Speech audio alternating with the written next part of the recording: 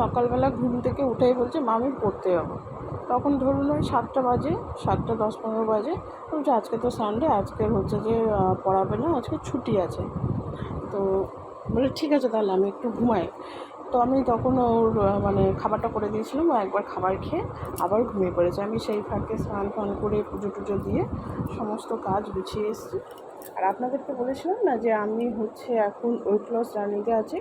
তো সেই জন্য আমি একটা ডিটক্স ওয়াটার করেছি। এই জলটার মধ্যে রয়েছে মৌরি, জোয়ান আর হচ্ছে জিরে।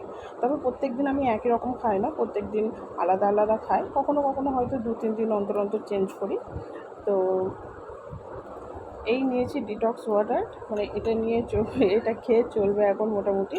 তবে আমি বেশিরভাগ টাইমটাই হচ্ছে আমি ফাস্টিং করেই কাটাই। মোটামুটি 6 ঘন্টার মতো আমার টোটালি ফাস্টিং থাকে, টাইম থাকে। আর সন্টুর জন্য নিয়েছি একটা বারবন বিস্কুট, ও রাত্রিবেলায় এটা কেটে দিয়েছিল। তো যাই হোক, ওর জন্য এখন বারবন বিস্কুট ও ভিজিয়ে ভিজিয়ে খাবো, ওকে ঘুম থেকে তুলবো। ওকে সকালে অলরেডি আমি ব্রাশ করিয়ে দুধ খাইয়ে তারপরে আবার মানে ও ঘুমিয়ে পড়েছিল। এখন মুখটা ধুয়ে তারপরে হচ্ছে এই বিস্কুট আর জল খাবো, আর আমি খাবো এই জলটা।